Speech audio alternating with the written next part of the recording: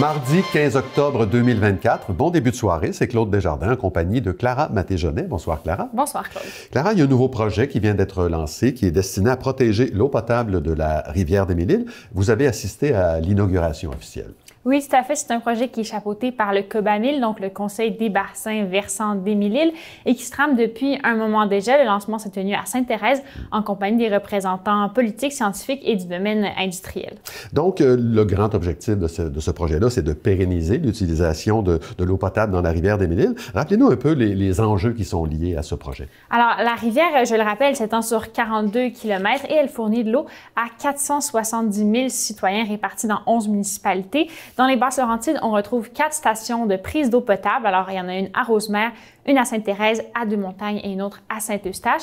Ce plan de protection sur lequel travaille le COBAMIL vise à préserver la quantité d'eau potable, donc s'assurer qu'il y en ait assez pour tout le monde au fil du temps, mais aussi à s'assurer de sa qualité, donc que ce soit de l'eau qui sera toujours saine à boire. Anne-Sophie Madou-Umri, qui est responsable de ce projet au COBAMIL, nous explique la raison pour laquelle il est important que les différentes instances concernées travaillent en collaboration pour cet objectif commun. On l'écoute. Tous les contaminants, en fait, qui vont se retrouver dans la rivière, puis qui vont avoir un impact sur la qualité de l'eau qui va devoir être traitée, bien, sont les mêmes pour toutes les usines. Donc, se mettre ensemble pour travailler contre les mêmes problèmes, dit-elle, contre les mêmes menaces. Alors, quelles sont-elles, ces menaces? Alors, il n'y a pas que des stations de prise d'eau potable le long de la rivière des Mille-Îles. Il y a aussi des stations d'épuration des eaux usées qui entrecoupent le réseau de prise d'eau potable. Donc, bien que ces usines filtrent l'eau de manière adéquate, elles ne filtrent pas à 100% les contaminants. Madame Madou-Umri nous en dit un peu plus long à ce sujet. En fait, c'est que les stations d'épuration ont des normes à respecter, des normes qui viennent du ministère. Les stations les respectent. Le souci, c'est que dans le cas de la rivière des Mille-Îles, comme il y a plusieurs stations d'épuration, puis qu'entre chaque station, il y a une usine d'eau potable, bien, il faudrait des normes plus sévères. Parce que la capacité de support de la rivière n'est pas assez importante. Donc, comme on fait de l'eau potable pour les gens, on ne veut pas qu'ils soient malades. Donc, dans ce cas-là, ça mériterait d'avoir des normes plus sévères qu'ailleurs. Et quelles sont les autres menaces là, qui sont dans la ligne de mire des protecteurs de la rivière? Il y a toujours les risques de surversement. Donc, les systèmes de traitement des eaux des municipalités ne sont pas toujours adaptés aux très fortes pluies. On en a eu la preuve en août dernier, notamment, et c'est un phénomène qui ne devrait que s'aggraver avec le réchauffement climatique.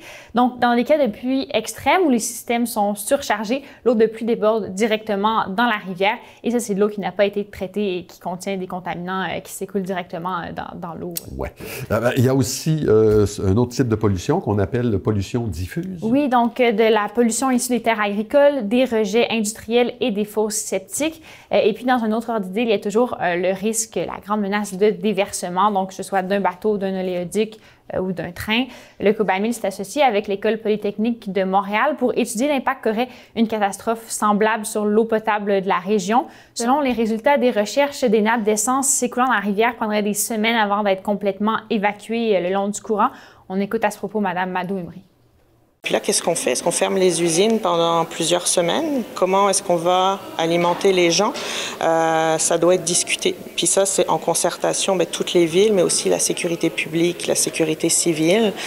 Puis c'est le genre d'atelier qu'on a fait aujourd'hui, ça amène à ça, là, à amener toutes les bonnes personnes autour de la table. Alors, à quoi ressemble concrètement ce plan de protection?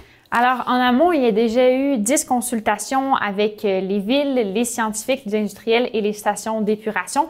Maintenant, le COBAMIL en est à l'étape cruciale d'établir un budget avec les différentes instances pour voir qui va payer quelles mesures de protection et comment. Donc, on est vraiment dans le concret. On en est bientôt aussi au dépôt des budgets des villes, donc ça tombe à un bon moment.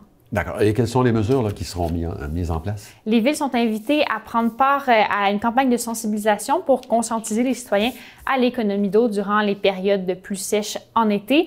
Un travail sera aussi fait auprès des industries pour réduire la quantité de rejets contaminés dans l'eau. Et le grand objectif, ce serait aussi de mettre à niveau 1 ou 2 stations d'épuration de la région à des normes plus strictes pour en étudier l'impact. Bien sûr, donc ça prend des grands moyens. Donc, il reste à voir comment les différentes parties se divisent la responsabilité financière de ce projet. On écoute une dernière fois Mme Madou-Umri. Je sais que les coûts sont énormes, mais pour garantir de l'eau potable de bonne qualité à long terme, c'est ça qu'il faut faire. Merci Clara, on se revoit plus tard dans l'émission. Il sera question d'agriculture et de laboratoires vivants. À plus tard, Claude.